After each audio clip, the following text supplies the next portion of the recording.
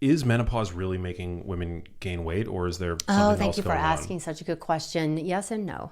So it depends on how you define weight gain. So when you look at great study in 2019 that tracked 1,200 women across the transition, meaning from premenopause to postmenopause, and you look at the graph just based on the zero axis being menopause, and then plus years and minus years. So we see an acceleration of body fat gain. They didn't look at visceral fat, they just looked at total body fat. The most rapid expansion of body fat gain was in perimenopause when the hormones become irregular. And then it leveled out and you went back on more of an aging track outside of the hormone changes. The inverse happened for muscle mass. We see a dramatic loss much faster than with aging across the menopause transition, and then it kind of leveled out and continued the usual path. So when you put those two together and you just look at BMI was a steady state curve. So some experts will say menopause doesn't cause weight gain. It goes up the same year for year, regardless of her menopause stage, and that is true. But what you're not looking at is body composition changes. Got it. So what we're seeing is much more muscle loss, much more fat gain with a steady state weight gain through the transition. It's not inevitable. Definitely there's stuff we can do about it. But if you stay on the prescribed course of what most people do in America, most women do, that is going to be your path. Well, I love that you said it's not inevitable. Is this shift in body composition due to like the changing hormonal milieu? Yeah, or so is it due to the fact they've that broken it down to like the basic biochemistry, but the muscle loss, so testosterone, just like in a man, decreases linearly with age at a slow kind of decline. And we peak at about 30, you guys peak at like 19 or 20. And then you just kind of have this age-related decline. sucks? So yeah, so fortunately you can replace it if you want to, and it can be very helpful. But in menopause, we see, our EKG like ebb and flow month after month in a healthy woman. Then in perimenopause, it is literal, take spaghetti and throw it at the wall chaos. And then in postmenopause, we completely bottom out on estradiol and progesterone, and FSH and LH stay elevated forever until we replace. And so when you look, what's happening on the muscular, we know there are estrogen receptors on the muscle, on the bones, on the ligaments. And so that loss of estrogen is driving more catabolism of the muscle, and we're laying less down. So you're chewing up more muscle than you're building. Unless you change that signal, make sure you're providing enough substrate, and you lift heavy. So the women who are doing that are seeing much more attenuated muscle loss and even gain, through the menopause transition. Most women don't do that. Most women are focused on staying thin. They see the belly fat coming, the scales going up, they immediately calorically restrict, and they start doing more cardio, which is what we've all been taught, right? So they're doing exactly the opposite of what they should be doing to reverse that body composition change. Well, earlier in the conversation, you said that rather than striving towards thinness, you should have been thinking about getting bigger. Getting jacked. Yeah, but that's like that's hard for a 56-year-old woman to say. No, I love that you said that, though. I'm like, I should have been getting jacked. But no, I was trying to be skinny and cute in a bikini, so.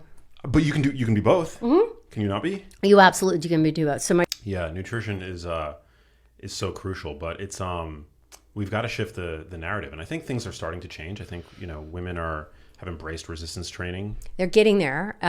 The problem is no one knows how. And so, you'll see me teaming up. Weighted vest is a great hack, and there's decent studies in menopausal in the elderly women to show improvements in in balance and in strength and in osteoporosis measurements. So when they go in there for their bone densities, they saw improvements by using a weighted vest. By using a weighted vest. So when they exercise, so I tell my patients and my followers, you'll see me always on my treadmill. I'll do a lot of filming and on my Zoom calls with my weighted vest on my treadmill while I'm working. And I have a girlfriend group at home in Galveston. We have a long seawall because we're on the water. And you'll see us all walking with our weighted vest. And now it's become a thing in Galveston where everyone's like, hey, on the seawall with their weighted vest, So it's a really easy hack if you're going to be walking anyway, walking the dog, doing housework. I'm like, throw on a weighted vest. The body responds to all resistance. And this is only going to be helpful. It's not going to be harmful. We're working on it. Wow. Amazing. Talk to me about mental health for women in general, but over 40. So women over 40, 1 in 4 are on an antidepressant. Yeah, and it goes, So what we see is SSRI rate doubles across the menopause transition. So we have a 100% increase in the use of antidepressants across the menopause transition. Why is that happening? Okay, 2 reasons. Number one, we know that when the hormones begin to fluctuate wildly in perimenopause, it directly affects our neurotransmitters. The brain likes uniformity. It doesn't like chaos. So when we go into that chaotic zone and the estradiol levels are fluctuating, we see about a 40% increase in anxiety and depression related diseases, either worsening of a really well-controlled pre-existing or new onset. And then cognition as well. So like ADHD, brain fog, word salad, all these things. Like 1 in 5 women in the UK quit their jobs.